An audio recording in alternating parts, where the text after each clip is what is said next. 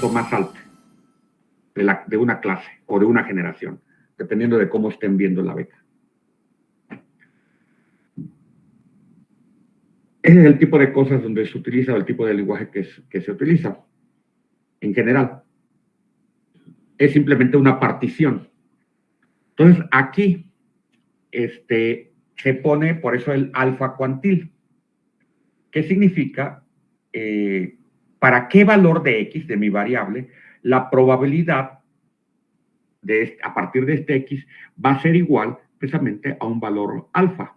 El alfa es el nivel de confianza que vamos a tomar, le digo, y es un número entre 0 y 1. Pero obviamente, bueno, no obviamente, para cuestiones científicas usualmente el alfa es un valor pequeño. Esto es equivalente a calcular que la probabilidad, por ejemplo, esté en un determinado intervalo. Estamos suponiendo que la función de densidad de probabilidad es una función continua y entonces la sumatoria pues realmente es una integral. Ok. Entonces, supongamos, más bien lo que queremos es que encontrar que el valor verdadero de mi parámetro esté dentro del intervalo que yo estoy tomando, o sea, del intervalo límite superior y límite inferior, con una probabilidad de 1 menos alfa. ¿Ok? Supongan, o sea, queremos que este 1 menos alfa sea grande. Supongan que tomamos n muestras independientes, las mediciones, XJ. Cada una de estas muestras, una medición, tiene tamaño n, o sea, n mediciones. Y repetimos el proceso de medición n mayúscula veces. Y tenemos ciertos intervalos de confianza definidos. Uno para cada una de mis muestras independientes. Resulta que si después de hacer esta repetición de experimentos y que n mayúscula sea grande, este grande se define de acuerdo a la ley de los grandes números, va a resultar que n por 1 menos alfa de los intervalos van a cubrir el parámetro real. ¿Qué significa? Que aquí este resultado es un resultado típico. O sea, el 6, la muestra 5, la muestra 3, la 2 y la 1, dentro del promedio y su resultado con desviación estándar, contienen al valor real. El hecho de que la muestra 4 no lo contenga, que salga de ahí, no es mayor problema. ¿Ok? Como siempre, todos estos resultados se deben entender en términos promedios. Muy bien. Va a resultar que podemos sacar intervalos de confianza, CI, para cantidades que conocemos, su distribución. Y supongan que es una distribución normal. Puede suceder en la práctica que no lo sepamos. Pero bueno, el caso más sencillo y el que utilizamos frecuentemente en física es encontrar el intervalo de confianza intervalo de confianza para el valor promedio, cuando se le conoce la desviación estándar, y esta sigue una distribución normal. Ok. Tomemos de X1 a Xn las muestras I y D independientes de una distribución normal con media mu y con variancia sigma cuadrada, tal que esta es conocida. Tomamos el promedio como una estimación del valor real mu. El teorema del límite central me dice entonces que esta media, tomada a partir de los datos, cuando el número de datos es grande, x promedio menos mu sobre sigma 0 sobre raíz de n, este es el error. Esto va a seguir, el x va a seguir esta distribución normal. Y esta de aquí va a estar una distribución normal, pero normalizada a el promedio 0 y desviación estándar 1. ¿Para qué lo hacemos? Ah, bueno, porque como esta mu y esta sigma pueden ser arbitrarias, pues yo debería de calcular los valores numéricamente de esto. Es complicado. Sin embargo, existen tablas y los programas computacionales que les permiten calcular n de 0, 1, o sea, una distribución normal con media 0 y desviación estándar 1. Esto se ha hecho desde hace 200 años. Entonces, en lugar de calcular esta cualquiera arbitraria, calculamos esta, la tenemos, y entonces lo que hacemos es hacer una transformación, esto es una transformación, si se fijan, de esta X a esta normal. Entonces, la distribución normal usualmente se caracteriza o se le llama la distribución Z. Y entonces la pregunta esta, de aquí arriba, se convierte en encontrar numéricamente este resultado. Esto de aquí, pues lo expandemos. Así. Y lo que me queda, ¿para qué lo expandemos? Para encontrar el valor de mu, despejar el valor de mu a partir de estos datos. ¿Por qué razón? El X lo obtenemos de los datos experimentales, significa que X barra es conocido. El sigma 0, pues es conocido, dijimos que lo conocemos. Raíz de n, pues también es el número de repeticiones de mi número de muestras que tengo, lo conocemos. Z, una vez que yo doy alfa, Z de 1 menos alfa se calcula, es conocido, y esto yo lo voy a dar, el alfa. Significa que todo aquí es conocido, excepto mu. Pues lo que hago es despejar mu. Y lo que me queda es de esta manera. Valor promedio menos el Z por el sigma 0, es igual a 1 menos alfa. Esto de aquí es lo que me va a dar precisamente el intervalo de confianza, una vez que yo dé el alfa. Con eso calculo esto numéricamente, esto es numérico, y ya tengo los intervalos superior, el límite superior y el límite inferior, para que yo tenga en una probabilidad 1 menos alfa, que caiga dentro, el resultado real caiga aquí. ¿Ok? Entonces, esto es calculable, dado el conjunto de muestras experimentales. En la literatura,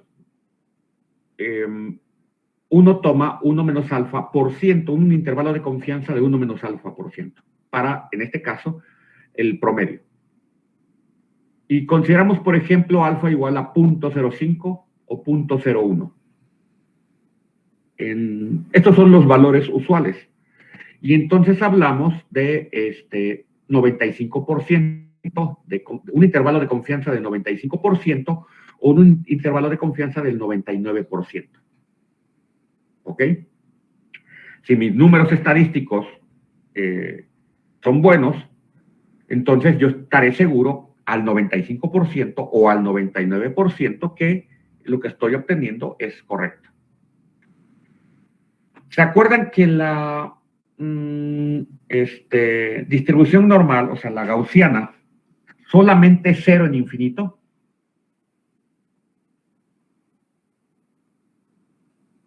O sea, la curva dada por e a la menos x al cuadrado es igual a 0 solamente cuando x es infinito.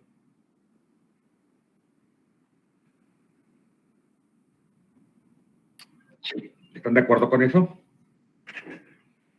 Significa entonces que el 100% solamente lo voy a obtener cuando tome toda la curva, o sea, hasta infinito.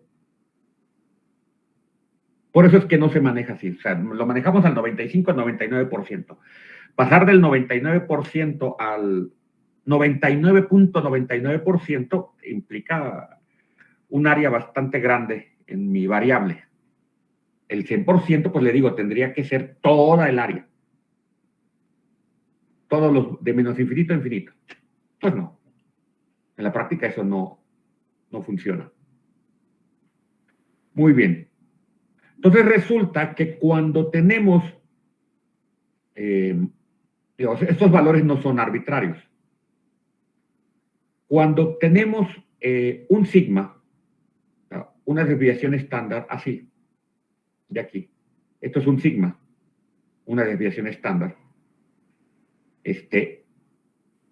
y obtenemos un intervalo de confianza de queremos de un sigma, entonces estamos hablando a un 68% de intervalo de confianza.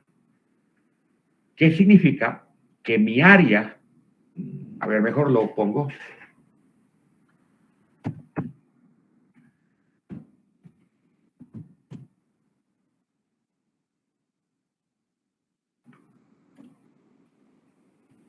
Es más fácil que se visualice. Bueno, al menos para mí.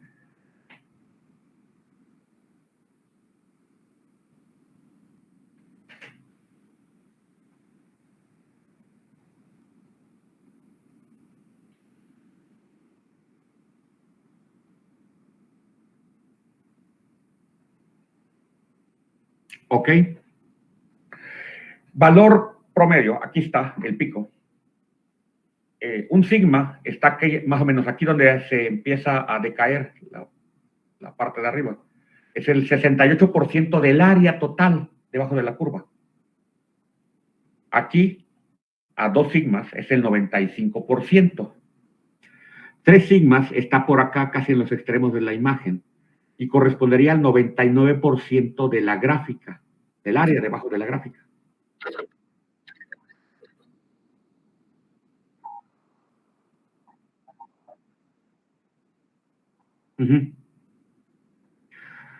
Yo creí que sí se veía.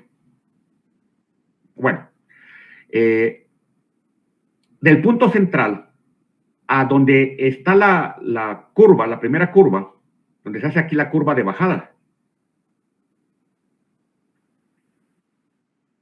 más o menos a la altura de donde están la parte superior de las letras negras, de aquí abajo. Sí. Ahí más o menos cubre el 68%.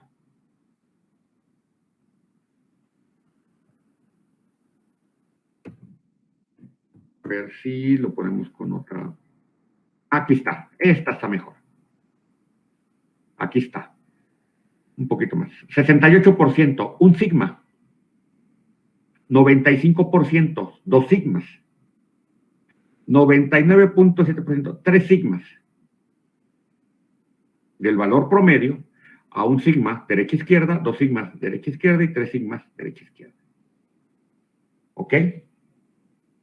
Cuando nosotros citamos los errores experimentales, nos vamos por la fácil, los físicos, y en general en la ciencia, nos vamos a un sigma.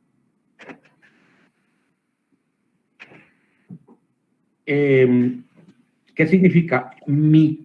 El valor real puede estar fuera de lo que yo estoy dando. La respuesta es sí. Yo hago una medición de algo, así, y doy el valor central y el error asociado con un sigma. Es probable que, ahora sí, es probable que mi resultado no sea cierto, pues tengo un 68% de probabilidad que sea cierto. Significa que tengo un 32% de que no sea cierto. ¿Se fijan? Es casi un tercio.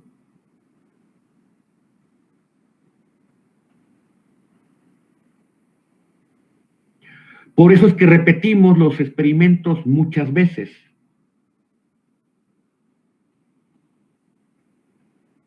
Precisamente para aumentar y ver que mi resultado no esté al 68%, que esté al 95%, que esté al 99%. Ahora, es probable, es posible que aunque yo tenga mi resultado promedio con un intervalo de confianza de 99.7%, es probable que mi resultado real, el valor real, no esté dentro de este intervalo. La respuesta es sí, pero solamente tiene 0.3% de probabilidad de que eso ocurra.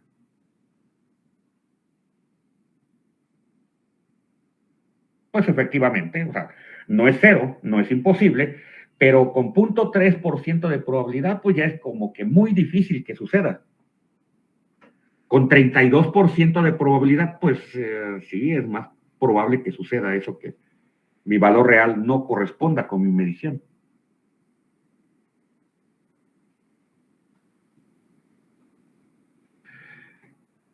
pueden decir, bueno, profesor, pero si yo tengo mis datos, calculo el sigma, pues puedo calcular el 2 sigma y 3 sigmas directamente de la gráfica.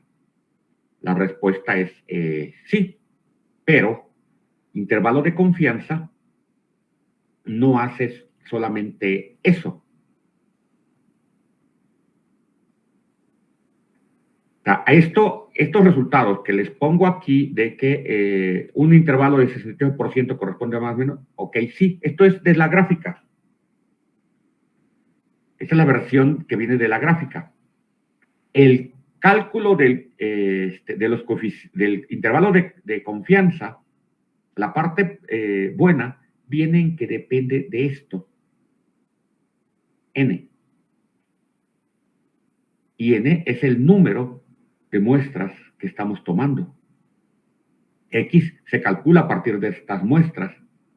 Sigma cero es algo que se conoce. Por ejemplo, hago una medición con un aparato y le asigno que ese sigma es el error estándar del aparato en cada medición. Significa que está fijo. A menos que yo cambie el aparato, ese error está fijo. Entonces, esto está fijo, eso está fijo. El Z está fijo cuando yo defino el alfa. ¿Qué es lo único que puede cambiar? N. ¿Qué significa? Que si yo hago que el número de muestras se incremente, entonces significa que este término de aquí va a crecer, el n. Entonces significa que esta parte va a disminuir. Y significa entonces que el intervalo x menos y x más se va a ir haciendo más pequeño. No es lo mismo decir, yo tengo un lápiz de 10 centímetros con un intervalo de confianza de más o menos 10 centímetros. ¿Se fijan? A decir, yo tengo un lápiz de 10 centímetros de promedio con un intervalo de confianza de más o menos 1 milímetro o 1/10 de milímetro. ¿Se fijan? Yo estoy poniendo cotas, o sea, no voy a obtener el número real, ojo. Nunca obtenemos el número real. ¿Por qué no? ¿Por qué nunca vamos a obtener un número real? O sea, el valor real de la medición.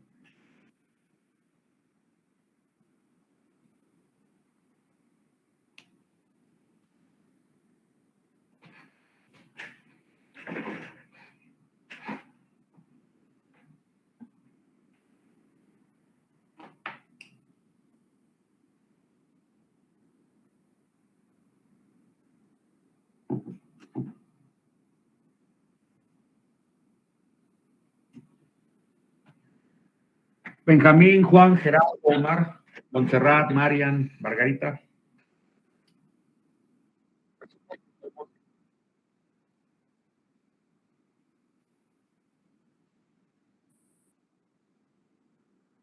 Sí y no. Digo, ¿por qué sí y no? Toma el ejemplo del lápiz. A ver, el lápiz tiene un valor único de tamaño.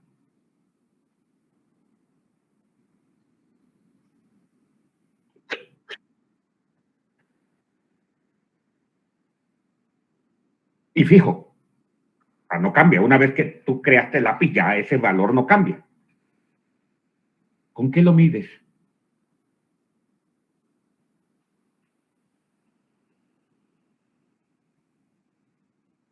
Por eso, ¿con qué? Ok. ¿Y estás de acuerdo que hay un error asociado a cada uno de esos aparatos? Eso no tiene que ver con la incertidumbre que hay al medir ciertas cosas, porque, por ejemplo, si lo mide... No al medir ciertas cosas, al medir todo. Bueno, al medir todo. Entonces, lo que mida el compañero va a diferir en lo que yo mido. Entonces, va a haber una pequeña diferencia, pero esa pequeña diferencia es lo que nos asegura que el experimento está bien hecho, porque si casualmente a todos nos diera la misma medida, pues entonces eso sería signo de que algo va mal o de que alguien ya metió su No, cuchara para alterar los datos. no, dependiendo de con qué lo midieron. Si todos utilizan el mismo aparato de medición, ahí el resultado tiene que darme lo mismo, no importa si Benjamín, Juan o Marian hacen la medición, si es el mismo Sí, aparato. pero bueno, sí. O sea, si es el mismo aparato. Por eso estoy poniendo el caso de una cantidad fija. Benjamín toma el lápiz y dice 10 centímetros más, menos 1 milímetro. Bueno, sería medio milímetro, porque la regla que utilizó, su unidad más pequeña es 1 milímetro, por lo tanto el error experimental es medio milímetro. Juan lo toma y dice, sí, 10 centímetros más menos medio milímetro. Marian lo toma y dice, sí, 10 centímetros más menos medio milímetro. Ahí están todos de acuerdo. Otra cosa es que cada quien utilice un aparato diferente de medición. ¿Ok? Y entonces se haga estadística con esos diferentes aparatos de medición. ¿Es difícil? Sí, pero se puede hacer. Se hace, de hecho. Combinar mediciones de diferentes, con diferentes errores, cada uno de ellos. Eso se puede hacer. Digo, no se hace en licenciatura, usualmente, porque es complicado, pero en los experimentos, claro que se hace. No, a lo que voy es, bueno, va también pegado con eso. Mejoro mi aparato. O sea, en lugar de una regla utilizo un vernier o utilizo otro aparato de mayor precisión. Aún así, tiene error experimental asociado. ¿Cuál? La mínima unidad, la mitad de la mínima unidad de medida que tenga tu aparato. Siempre va a haber. No es. Significa entonces que ¿cuál es el verdadero tamaño de tu lápiz? ¿Es 10 centímetros o es 10.1 o es 9.99? ¿O es algún número entre 9.9 y 10.1? Ustedes díganme.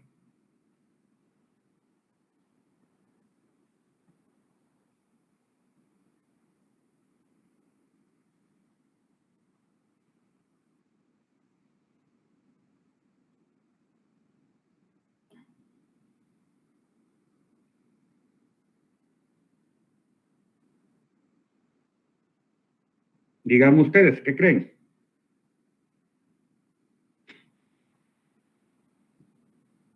Benjamín, Juan, Raimundo, Omar, Carla, Marian, Margarita. Por supuesto que el tamaño del lápiz es 1 y no cambia. Eso nadie lo duda. El problema es, ¿lo puedo conocer con las mediciones? O lo único que puedo hacer es decir, si el tamaño real está dentro de 9.9 y 10.1 con un 99.7% de probabilidad. Eso. Todo, las mediciones que hacemos usualmente están ligadas, o sea, o están restringidas a este tipo de situación. No podemos hacer más.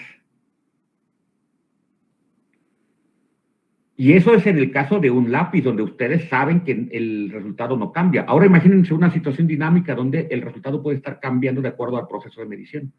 Pues, ahora pueden decir, no, es que yo ya tengo un mejor aparato para medir el tamaño del lápiz. Otra vez, el tamaño real del lápiz está entre 9.9999 y 10.0009.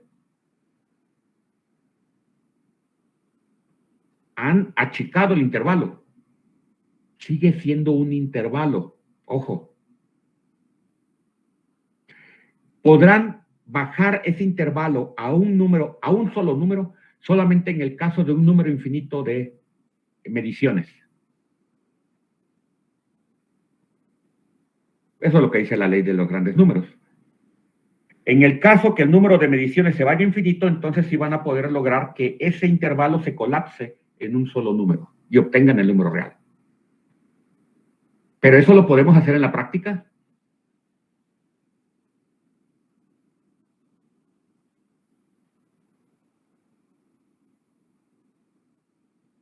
No, porque si tenemos que hacer infinitas mediciones, entonces nunca acabaríamos de medir. Pues en la práctica eso no existe, el infinito no existe, entonces ya valimos. Todo, entonces significa que en la práctica siempre lo que vamos a hacer es minimizar esos intervalos.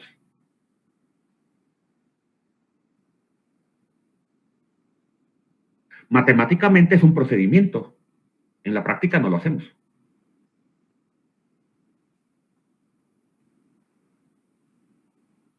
Pues sí, y hay que diferenciar qué es un procedimiento matemático de qué es un procedimiento físico.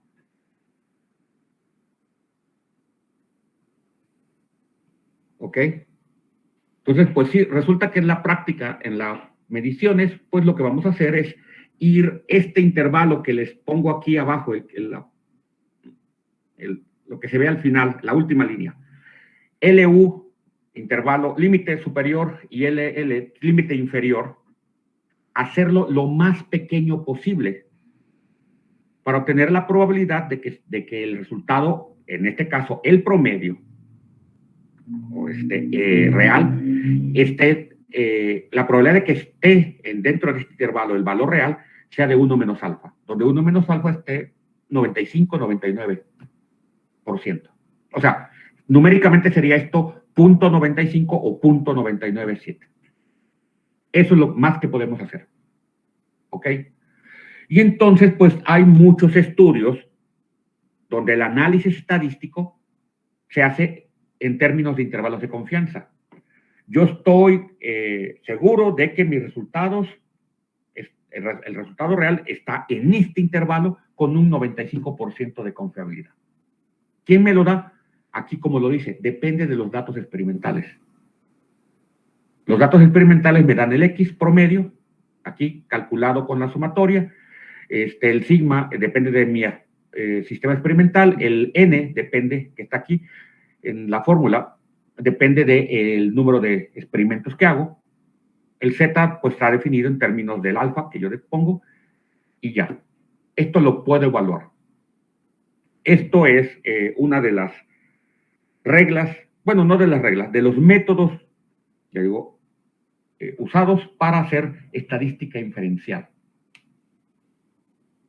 ¿Ok? ¿No es el único? Pues no. Después de que hacen ustedes el cálculo del promedio y de desviación estándar de un conjunto de datos, eso es estadística descriptiva. Si nada más hacen eso, se están quedando nada más en la parte de estadística descriptiva. Tendrían que hacer inmediatamente la parte del intervalo de confianza, ¿ok? Para ir un poco más adelante. Y por supuesto que hay un montonal de cosas que pueden hacer para ir más adelante. No lo vamos a ver. Entonces, por ejemplo, dice aquí UP1, este es de otra gráfica que venían datos de otras cosas, y se sabe que el sigma cuadrado es 36. Entonces, con un 95% de confianza se hace el cálculo aquí, y lo que se obtiene es que para este dato el resultado, el valor real, debe de estar dentro del intervalo de 36.34 a 44.59 con un 95% de confianza del resultado. Ok. Intervalos de confianza cuando ni mu ni sigma cuadrado se conocen. Este es el caso de una medición normal, donde la cantidad no es fija, como el tamaño del lápiz.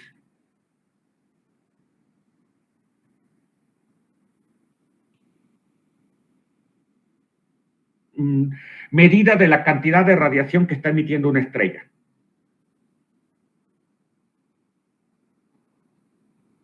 ¿Ok? Por ejemplo, no conocemos el valor promedio, no conocemos la desviación estándar de los datos. Sí conozco el valor estándar de mis, ¿cómo se llama? De mi aparato experimental. Pero supongan que no vamos a medir una estrella, sino que queremos estrellas del tipo Z. Estrellas que tienen periodos de fluctuación de un día. Vamos a tomar 5.000 estrellas de ese tipo y vamos a hacer las mediciones de luminosidad en algún momento de su ciclo. ¿Ok? Un ejemplo. Tomamos X muestras independientes, cada una de ellas, ¿sí? y estas muestras estamos suponiendo que siguen una desviación estándar con promedio mu y sigma cuadrada de varianza. Dado esta muestra, vamos a hacer estimaciones. Por eso le había llamado yo anteriormente estimadores. Mu y sigma cuadrado son estimadores del valor real y su error asociado. Entonces, estimamos sigma cuadrada con S cuadrada de X. La versión S cuadrada significa la versión sin sesgo o no sesgada. Por eso aparece el factor n-1 y no el n. Entonces resulta que esta variable de S cuadrada, calculada de los datos experimentales, n por 1 por S cuadrada sobre el sigma cuadrada, el real, va a seguir una distribución chi-square, que es pariente o derivada también de la normal, de la distribución normal, con unas pequeñas variantes. Esto es muy utilizado en los datos experimentales, en el análisis de datos experimentales. Entonces va a salir con una distribución chi cuadrada con n-1 grados de libertad, se le llama. ¿Okay? X promedio y S cuadrada son estadísticamente o estocásticamente, también se le llama. Cuando escuchen hablar a los matemáticos y hablen de procesos estocásticos, son simplemente procesos aleatorios, procesos estadísticos. ¿Ok? Ellos utilizan, bueno, algunas áreas utilizan otras palabras, pero se define lo mismo. Estocástico es aleatoriamente estadístico. Ok. Entonces, resulta que X promedio menos mu, ¿se acuerdan de este resultado de acá arriba? Donde aparece la flechita, y digo que X menos mu sobre sigma cuadrada raíz de n sigue una aproximación, una distribución n01. Bueno, aquí en este problema, X menos mu, en lugar de sigma es S. ¿Por qué S? Porque S es la que yo extraigo de los datos experimentales. El sigma cuadrado, el real, no lo conozco. Hago una estimación con S, por eso es un estimador. Esto va a seguir una distribución T de Storen, con n-1 grados de libertad. La distribución T de Storen es una variante también de la distribución normal. ¿Cuál es la diferencia? Estas, la chi y la t, son distribuciones, aproximaciones a la distribución normal, pero que vienen de datos experimentales. ¿Por qué razón? Si yo tomo que n se va a infinito, aquí en la chi cuadrada o en la t, si n se va a infinito, obtengo otra vez la distribución normal. ¿Ok? Pero si n es pequeña, 1, 5, 10, 100, entonces la curva de chi y la curva de t no son exactamente la distribución normal. ¿Okay? Son aproximaciones a la normal para un número finito de datos. Y un resultado que aparece de precisamente las pruebas experimentales. ¿Ok? O sea, de muestras finitas. O sea, cuando x1, xn es una muestra finita de datos experimentales.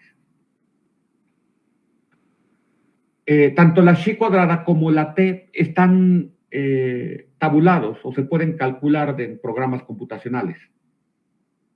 Lo único lo importante aquí es precisamente este hecho de que yo tengo los datos experimentales, no conozco mu, no conozco sigma, y entonces esto ya está dado, ya son, digamos, fórmulas dadas para poder calcularla.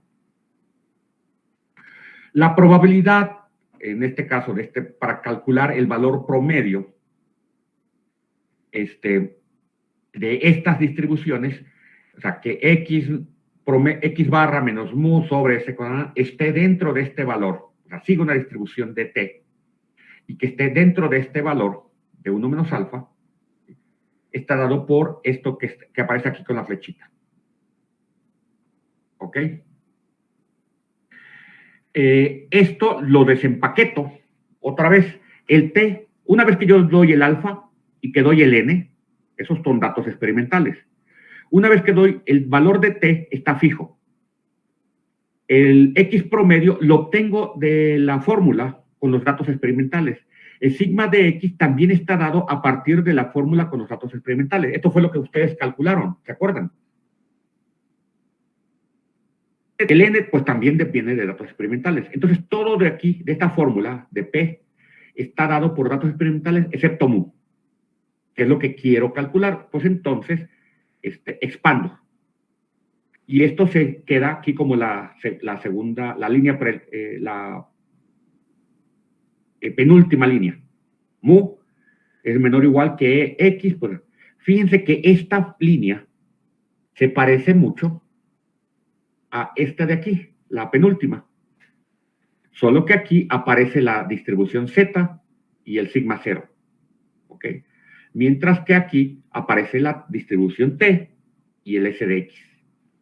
Son similares. No iguales, son similares. ¿Se fijan? Y entonces, esto me va a dar el valor A y B, lo que está a la izquierda y a la derecha. Los valores A y B es el intervalo de confianza 100 por 1 menos alfa para mu. El valor promedio. De manera similar a lo que se obtiene aquí con LMU y LL, el límite superior y el límite inferior. Aquí le llamamos A y B, pero es lo mismo que vamos a obtener, el intervalo de confianza. ¿Ok? ¿Duras preguntas hasta acá?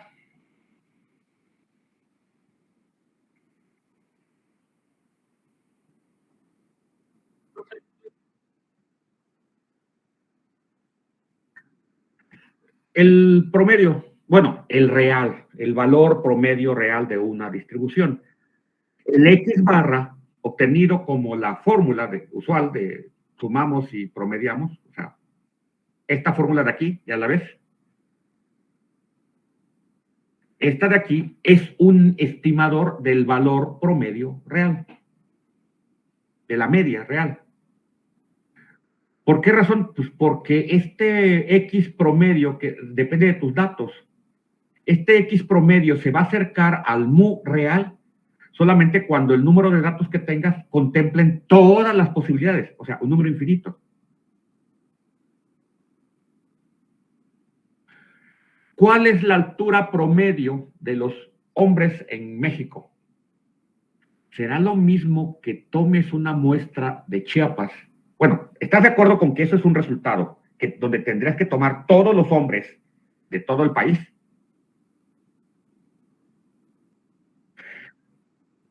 para obtener el valor promedio de los hombres mexicanos. Y no solamente los del país, tendrías que tomar las alturas de todos los mexicanos que están en cualquier parte del universo. Ese es tu universo de datos. Todos los hombres que están catalogados como mexicanos, aunque sea rubio de 2 metros de altura, o sea, si su pasaporte dice que es mexicano y se acabó. Todos. Pero si tú agarras una muestra, pues no será lo mismo que tomes esa muestra, o sea, un subconjunto de datos, no será lo mismo que lo tomes de Chiapas, a que lo tomes del DF, a que lo tomes de Monterrey, por ejemplo. Entonces, X, pues depende, ese X barra, pues depende de tu conjunto de datos que tengas, tu subconjunto de datos. La única manera de tener el mu sería tomando todos. En principio, o sea, aquí el número de elementos es grande, pero es finito, ¿ok? Pero hay otras cantidades donde el número de eventos, pues, es infinito.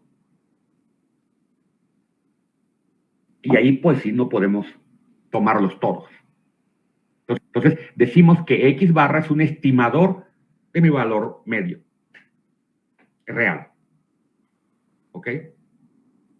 Igual aquí, S cuadrada de X en la versión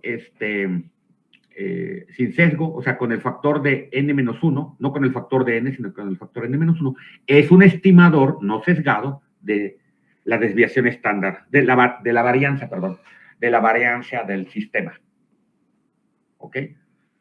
Estimador significa que sale de tus datos experimentales, de tu muestra de datos experimentales.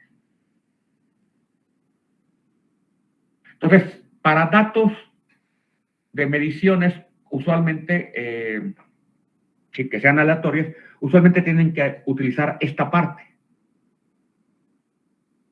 que está aquí, ¿ok? Para encontrar sus intervalos de confianza.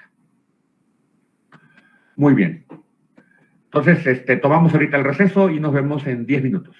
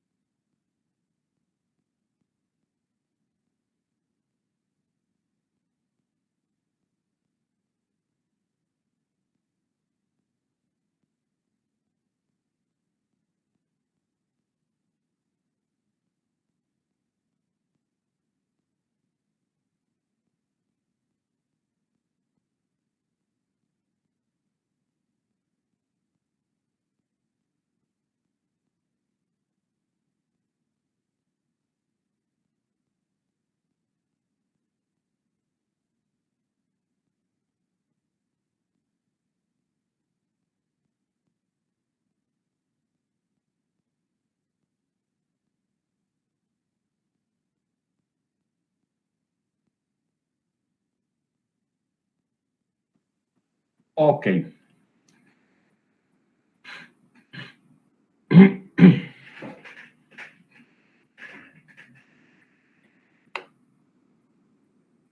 Como dice el texto, si nosotros ponemos un sigma determinado, utilizamos un aparato con un error estándar ya definido, predefinido, es una cosa. Si tomamos el error de la variación en los datos experimentales, vamos a tener variaciones. Pues sí. Entonces, en la versión aquí era de 36 a 44, de acá de 39 a 44. Cambios diferentes. Por supuesto que hay otros casos, caso binomial, se va a hacer algo similar. Puedo poner un ejemplo del caso binomial. Dice, supongan que tenemos 100 usuarios de una biblioteca y vemos quién no ha entregado sus libros. La persona o cada persona o entregó o no entregó sus libros. Por eso es una distribución binomial. Tenemos 39 de los 100 que no han entregado. Punto 39 es la probabilidad de la muestra. Calculamos esta cantidad NP por 1 menos P, o sea, N el número de la muestra, P es la probabilidad, 1 menos P es la probabilidad de que pase es P, la probabilidad de que no pase es 1 menos P. Y el resultado es 23.79. Que hay una regla por ahí en probabilidad que me dice que si es mayor que 9, entonces podemos utilizar la aproximación normal en lugar de utilizar las fórmulas para, ¿cómo se llama? La distribución binomial. Entonces se toma este P barrita, es el estimador, o sea, P es la probabilidad de que no hayan entregado sus libros, pero es de esta muestra. ¿Okay? O sea, de los 100 usuarios, 39, entonces la probabilidad es 0.39, por eso. Entonces vamos a considerar que este es un estimador del valor real. O sea, si en lugar de tomar 100 usuarios, tomamos 1000 usuarios, pues quién sabe si me saldrá 0.39. Entonces se repite el resultado, pero ahora con esta cantidad en lugar de la que teníamos aquí o acá. Lo consideramos con este número o esta fórmula para calcular los valores superiores e inferiores en torno a 0.39. Y en este caso lo que encontramos es 0.29 a 0.48. Entonces, cualquier otra muestra que tomemos de usuario, mi probabilidad real de cuántas personas no han entregado su libro va a estar entre 0.29 y 0.48. 1.96 significa a un 95% de nivel de confiabilidad. Por supuesto que estos resultados podemos utilizarlo de manera inversa para tratar de hacer una estimación de cuántos elementos tenga o necesito calcular. Tratamos de estimar mu, tenemos sigma 0, ¿sí? Es conocido. Entonces resulta que a partir de las fórmulas anteriores uno puede despejar n de aquí y encontrar que n va a ser o va a estar estimado a través de esto. Yo doy el alfa, doy el sigma 0, el delta es el intervalo. En lugar de calcularlo, yo doy el intervalo. Y entonces, a partir de eso, puedo calcular el número de entradas, o sea, el número de repeticiones que necesito tener para poder cumplir con el requerimiento. Si se fijan aquí, va inverso, significa que a menor delta, pues el número de elementos, o sea, yo hago más chiquito el intervalo, pues necesito mayor cantidad de muestras experimentales. Cuando en el límite que delta se va a 0, n se va a infinito. Pues sí, recuperamos lo que ya sabemos de antemano. Muy bien. Y hay ejemplos, bueno, hay otros ejemplos al respecto de cómo utilizar estos datos, de cómo se utilizan se le llaman p-valores, los límites del intervalo de confianza con los valores predeterminados aquí de alfa, se le llaman p-valores. Un intervalo de 95 o de 99% son mis valores p. Bueno, el p es el 1 menos alfa, ¿ok? Entonces un p-valor de 0.04 sería un 96% de intervalo de confianza. ¿Sí? Uno de 0.05 sería, un p de 0.05 sería un intervalo de confianza de 95%. Son complementarios los valores p de los intervalos de confianza. Entonces, en muchas áreas, uno da los resultados estadísticos en términos de valores p y no solamente en términos del sigma asociado al problema. Pero bueno, eso ya es una cuestión que depende de cada uno de las áreas. Cada área tiene sus propias formas. Ok. ¿Dudas, preguntas hasta acá?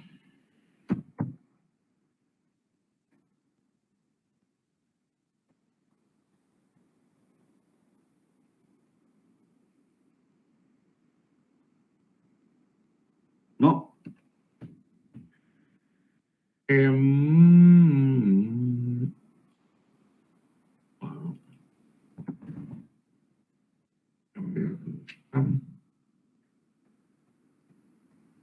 Bueno, habían quedado pendiente de la tarea 3, ¿verdad?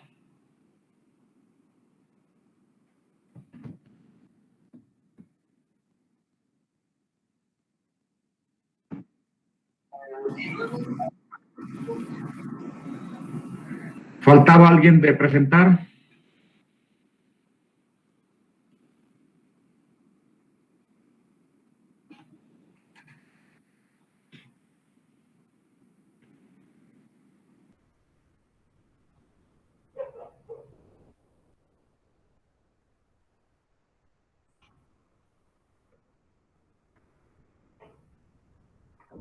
Uh -huh.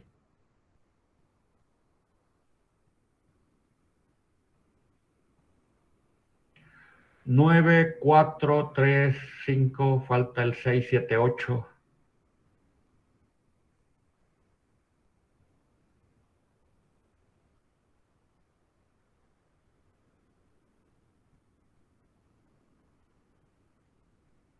No.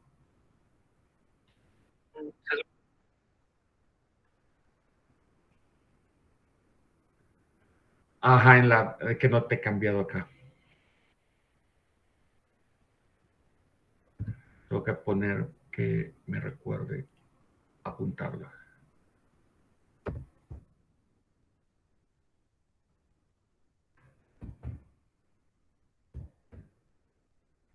Ok, adelante, Benjamín.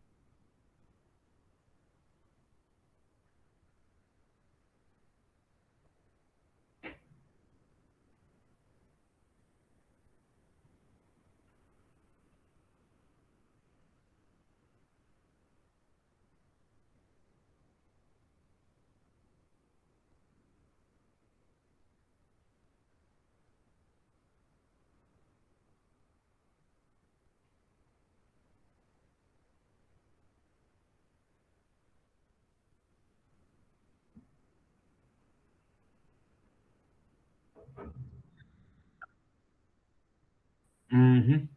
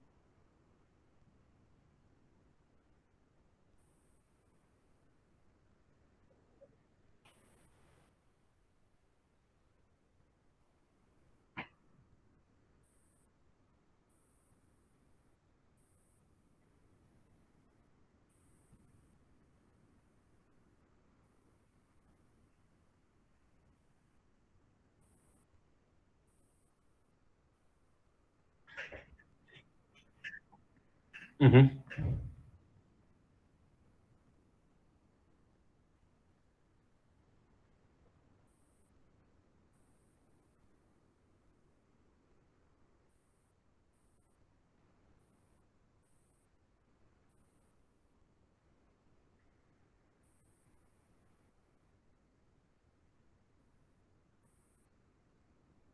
ujú,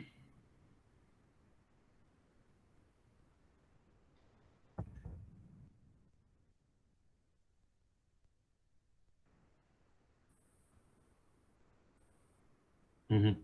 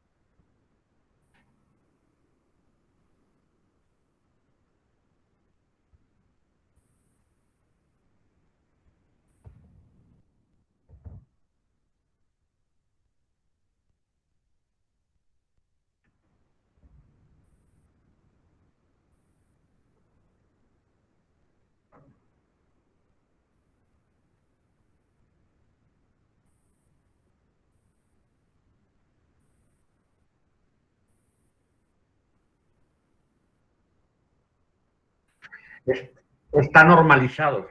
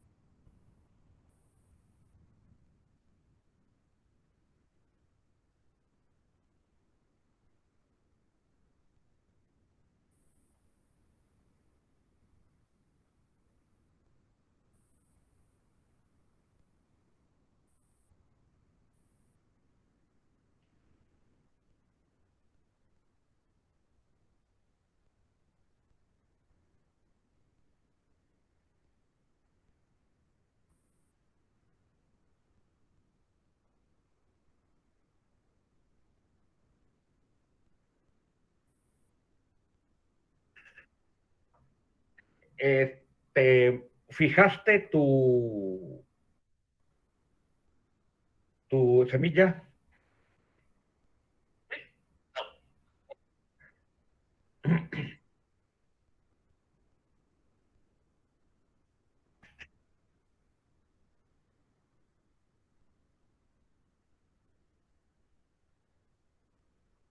Ujú,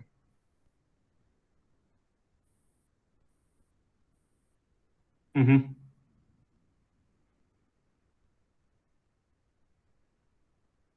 Ah, ok,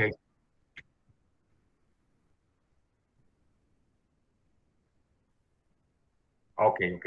Ese es diferente. Entonces debería de salirte lo mismo, porque todos los análisis son del mismo conjunto.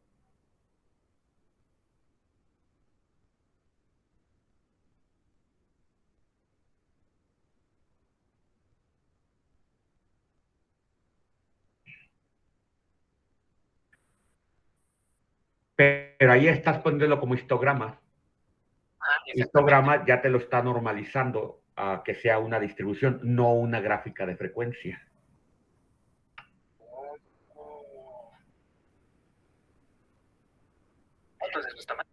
Mm.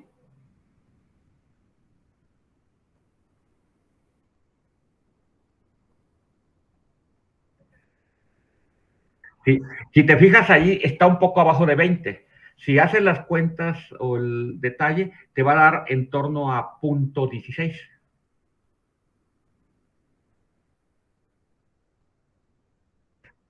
Pues sí, 16 entre 20 se convierte en la probabilidad.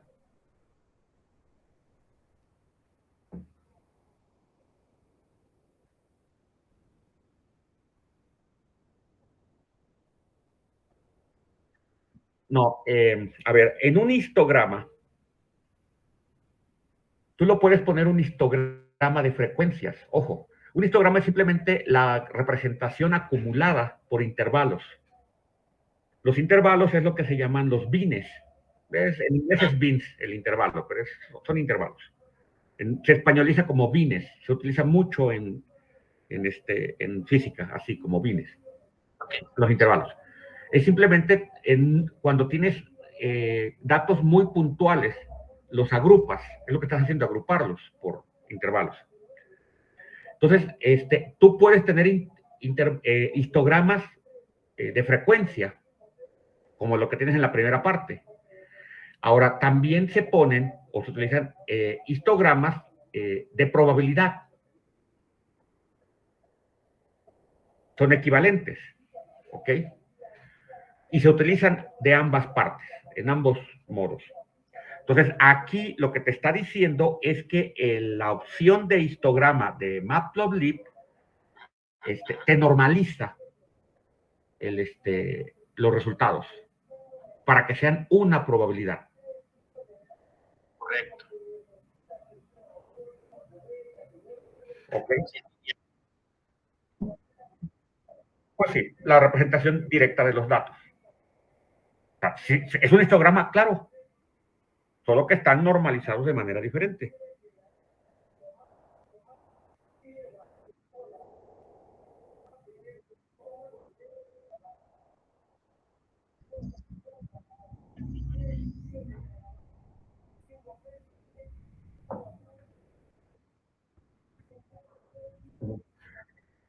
Sí, aquí cada conjunto, cada salón, 100 alumnos, es una muestra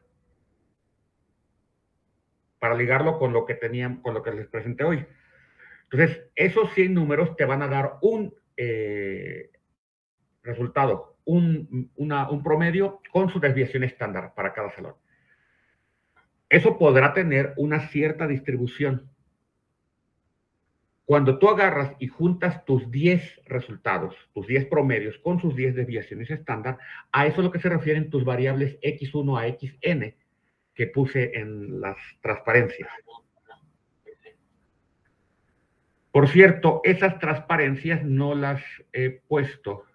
No, sí están. Es PE4.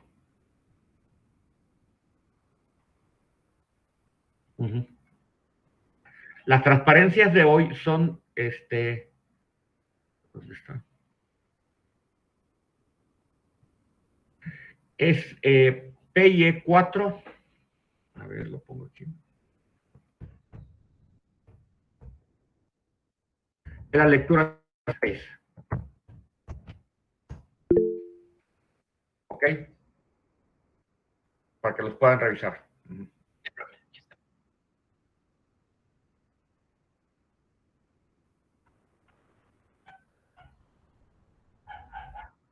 Sí.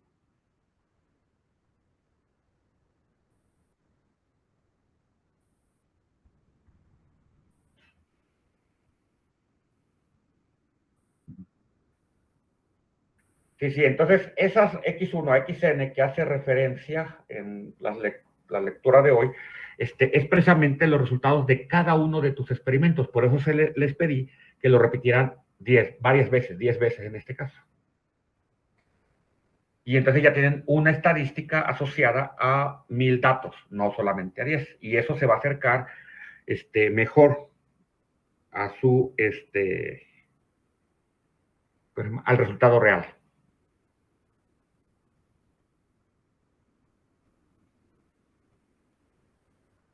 Muy bien. Uh-huh.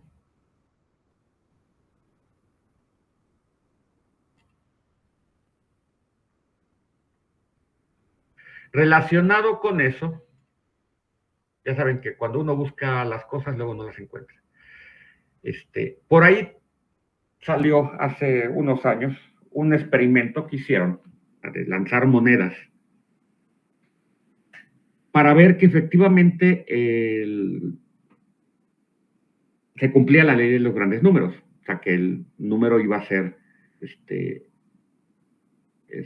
¿cómo se llama? La mitad para águilas, la mitad para soles. Y hacían, repitieron como cerca de 1 millón de veces el experimento. Y lo que obtenían es una gráfica similar a esta. Esta tiene solamente con 1000 números. Aquí no se nota el cambio, pero aquí hay fluctuaciones de este estilo, pero mucho más pequeñas en tamaño. Entonces, estas son fluctuaciones estadísticas.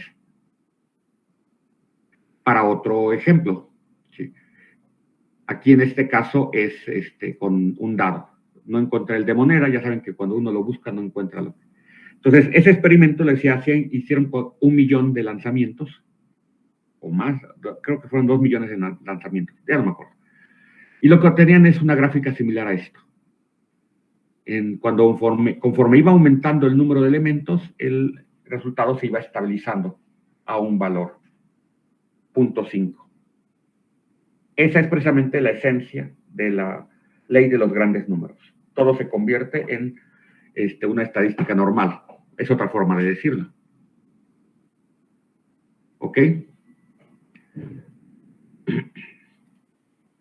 Entonces, por eso en experimentos estadísticos, mientras más datos tengamos, mejor, para lo que sea. Muy bien. ¿Alguien más que vaya a pasar? José, Benjamín, Juan, Margarita, Luis, Uriel, Carla, Raimundo, Luz, José, Yolanda, Arturo, Miriam, Brandon, Omar. Sí, pero puse a todos de que veo en la lista.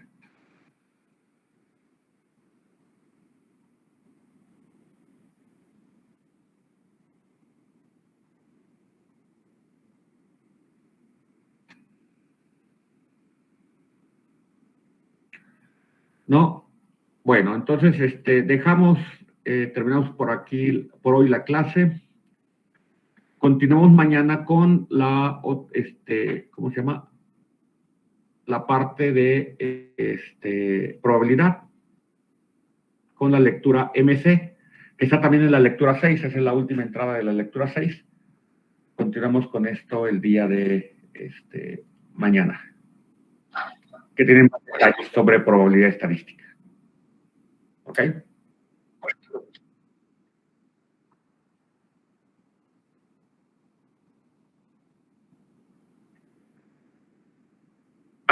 Ese es una muestra experimental. Suponte que tienes, como en primer semestre, hay N salones del curso de Mecánica 1. Y entonces y cada salón tiene 100 alumnos.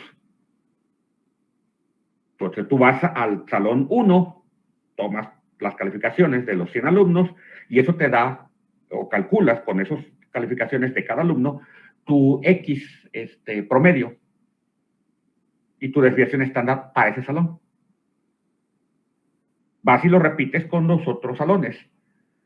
Créanos, ya no estamos tan lejos. El año pasado fueron 9 salones de Mecánica 1, con 35, 40 alumnos.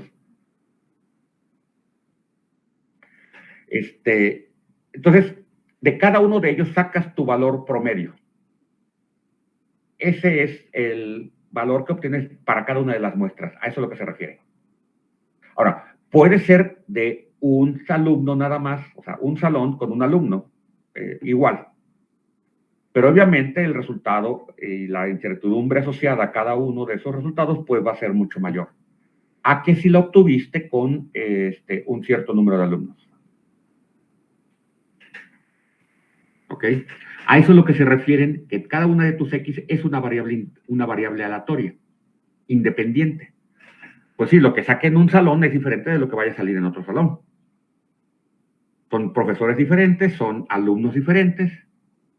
Es un resultado aleatorio lo que estás obteniendo.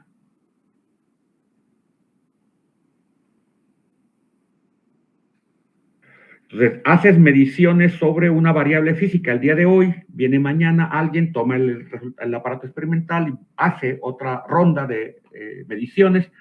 Los resultados de ayer son una variable aleatoria, o resultados de una variable aleatoria, los resultados de hoy son los resultados de otra variable aleatoria. Aunque midan lo mismo. ¿Ok? Muy bien. Entonces nos vemos el día de mañana, por acá, en online.